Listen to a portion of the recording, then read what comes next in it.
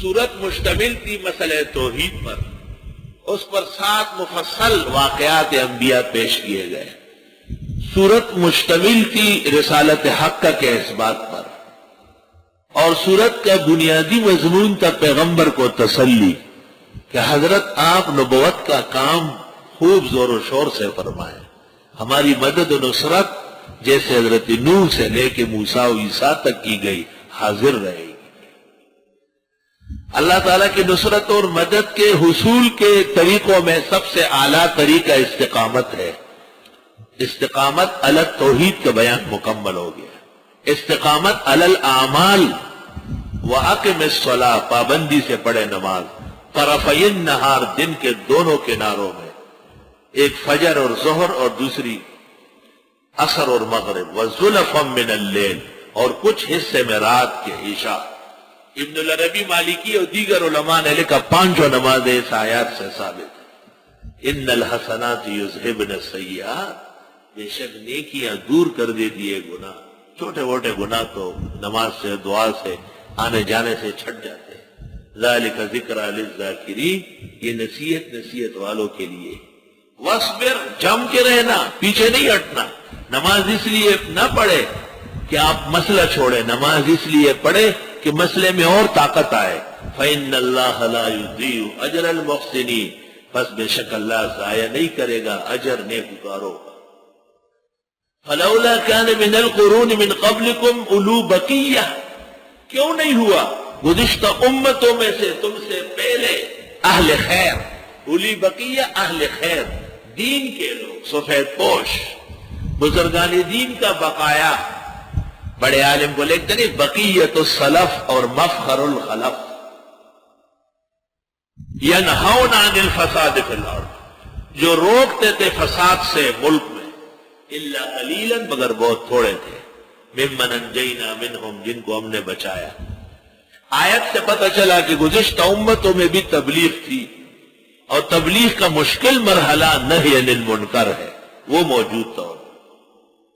وَاتَّبَعَ الَّذِينَ ظَلَمُوا مَا أُتْرِفُوا فِيهِ، اور اتباع کیا ظالموں نے ان لوگوں کی جو عیش و عشرت میں لگ گئے تھے، وَكَانُوا مجرمین، و خود جرائم پیشہ تھے۔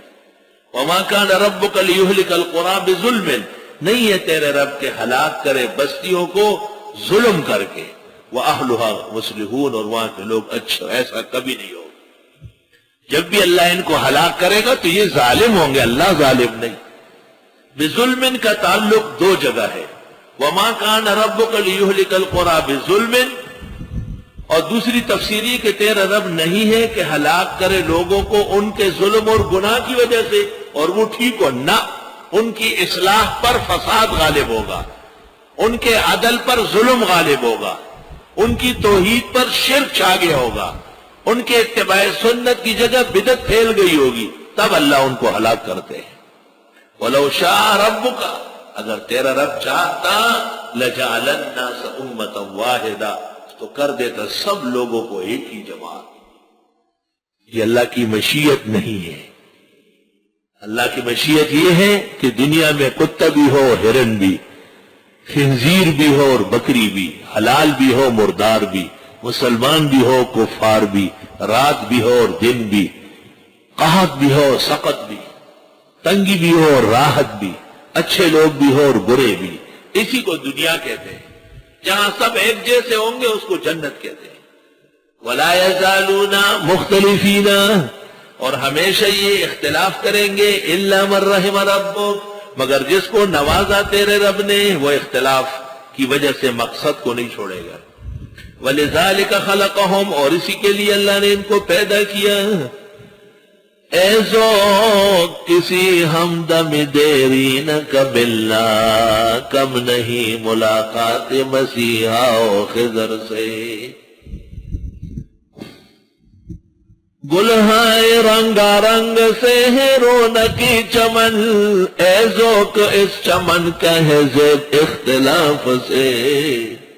وَتَمَّتْ كَلِمَةُ رَبِّكَ، پوری ہو گئی تیرے رب کی بات، لَأَمْلَأَنَّ جَهَنَّمَ مِنَ الْجِنَّةِ وَالنَّاسِ أَجْمَعِينَ، کہ بھر دوں گا دوزخ کو جن اور ان سب سے۔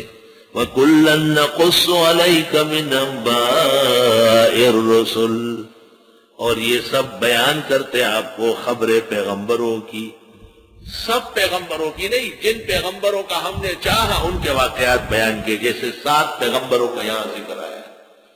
مَا نُثَبِّتُ بِهِ فُؤَادَكَ، تاکہ پکا کرے اس سے ہم آپ کا دل، اس کو ہم کہتے التسلیہ للنبی۔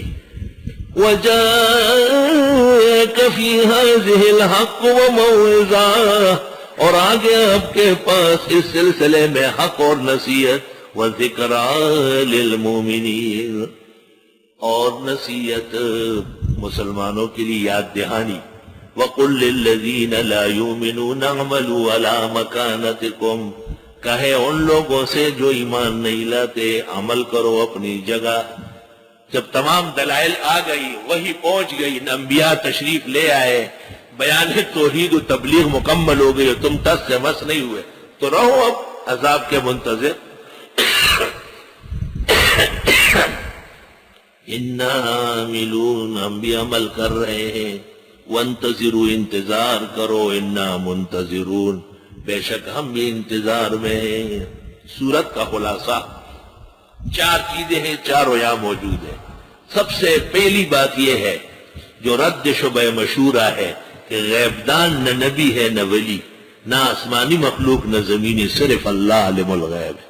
وَلِلَّهِ غیب السماوات والارض۔ دوسری بات یہ کہ اختیار اور تصرف نہ نوح علیہ السلام کا، نہ موسیٰ علیہ السلام کا، نہ یونس کا، نہ صالح کا، نہ ہود کا، نہ شعیب کا، نہ ابراہیم کا، نہ لوط کا، کسی بھی پیغمبر خدا متصرف اور با اختیار نہیں۔ وَإِلَيْهِ يُرْجَعُ الْأَمْرُ كُلُّهُ، سارے اختیارات اللہ کے پاس۔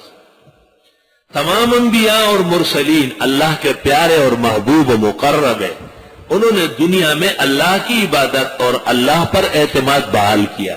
فَاعْبُدْهُ وَتَوَكَّلْ عَلَيْهِ، اللہ کی عبادت کرو اور اس پر سہارا کرو۔ وَمَا رَبُّكَ بِغَافِلٍ عَمَّا تَعْمَلُونَ، اور نہیں ہے تیرا رب بے خبر تمہارے اعمال سے۔ وآخر دعوانا